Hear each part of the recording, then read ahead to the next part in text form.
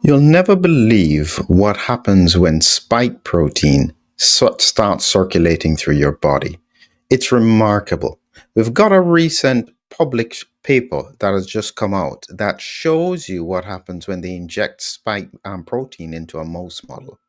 And it reflects what is likely to happen in terms of serum viremia. I've been talking about this for some time because this is one of the big concerns that I have. People who get what they think are mild infections, but in effect, they're having circulating virus going through their body, damaging various organs. And the only reason they don't know is because very often that damage is silent. This is really serious and not something that we all need to take into consideration. So, here is what I'll be showing you an image from. It's this paper that was published on the 29th of November. Persistence of spike protein in the skull and meninges brain axis may contribute to the neurological sequelae of COVID 19. Now, this has really been focused on a long COVID kind of picture, but it has demonstrated some stuff that we can extrapolate to what is happening in the body. And this is part of the reason why I am so concerned about the circulation of the virus.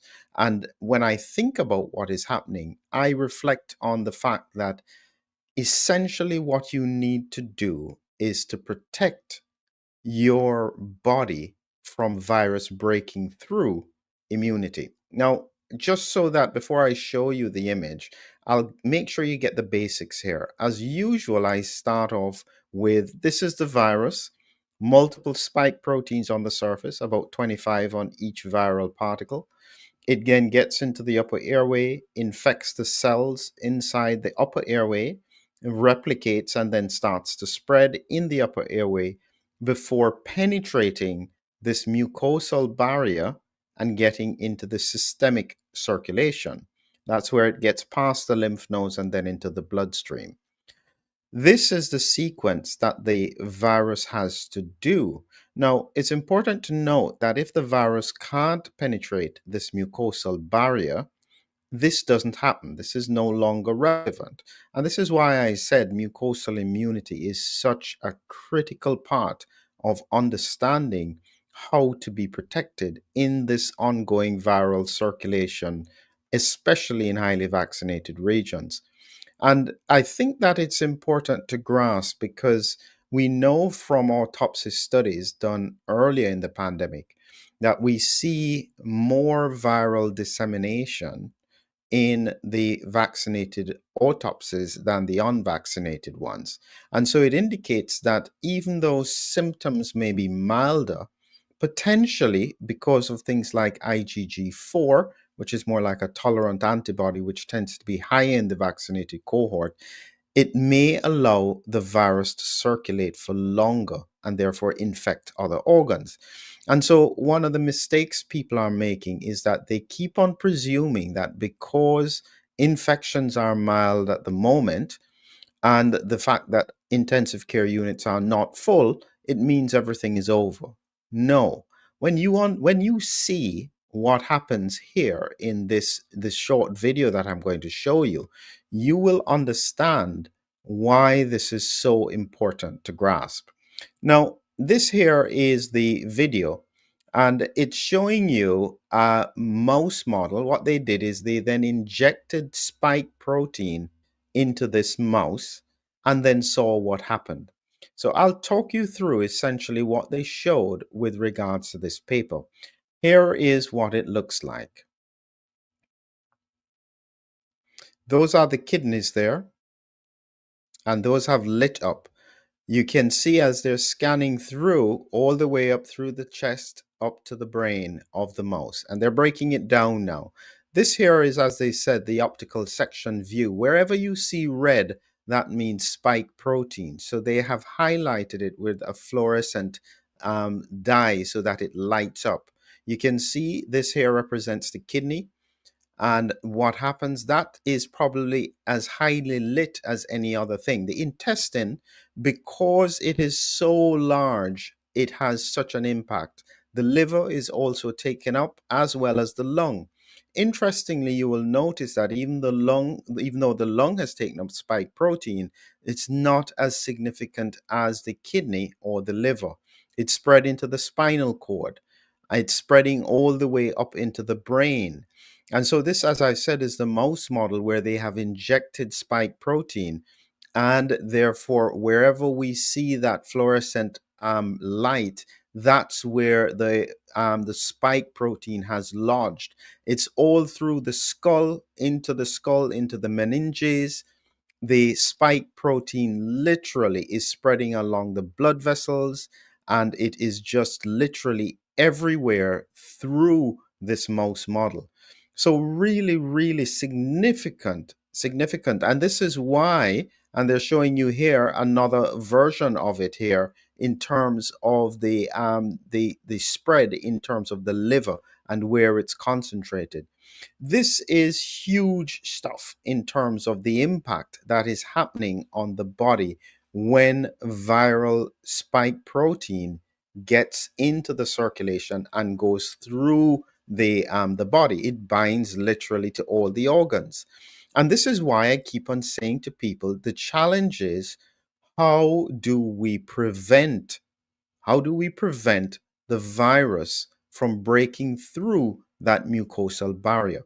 And this is where, as I said, the reality is that COVID is circulating very highly in vaccinated regions. And so while vaccination has an impact on the severity of the disease, this aspect in terms of ongoing infection and potential ongoing breakthrough into the bloodstream seems to be different.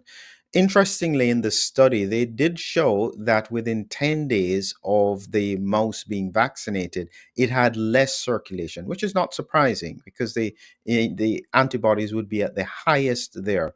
But we know that the antibody level drops off quite quickly, and you can still have people being infected. And so the big challenge is around mucosal immunity. How do we strengthen this? How do we keep the virus only in the upper airway and not spreading through the body? And this is where one of the solutions is actually quite simple. And when I show you here in terms of the mucosal immune defense, it's not just a layer of tissue. There are cells there, but it is very sophisticated with a really robust immune defense. So it's not easy for any virus to penetrate it. And all we have to do is support this mucosal immune defense so that virus doesn't break through into the bloodstream. The simple way that I have been saying now for probably a year, we did a book on this because it's so important, is through the sinuses. A lot of people don't realize that different from the earlier variants, the Omicron variants really have a predilection for infecting these sinuses. And this is why a lot of people have sinus symptoms after or around when they are being infected by Omicron. And then what happens is because it can sit in the sinuses and cause inflammation, you can't get rid of it so easily. And it's very difficult to get anything up into these sinuses to clear it from infection. And this is why we said that the best way of going forward is to use the application of science and the way and the understanding of how the body works. And this is why we created this document, Nitric Oxide and the Sinuses. This is in collaboration with Lumientia, and this was one of our second or third books. And in it, we cover quite an important areas explaining the science around what happens with the sinuses, what is the characteristic of nitric oxide, so that nitric oxide's role in health, it's antibacterial, it's antiviral, it's anti-inflammatory, it does all kinds of things, and it's a gas. And critically, you increase it in the sinuses just by humming. I mean, it is so unbelievable, simple strategy. And this is probably one of the reasons why when we think of things like meditation, or some of the chanting that is used in some religions, that it is so effective at keeping them healthy because it's just increasing the nitric oxide concentration in the sinuses. Now, there are some people who will say, oh, come on, that can't be right. That must be crazy stuff. Well, when we did it, we went and got all the references. So these are all published papers talking about nitric oxide, talking about the sinuses, talking about the impact on the respiratory. This is serious stuff.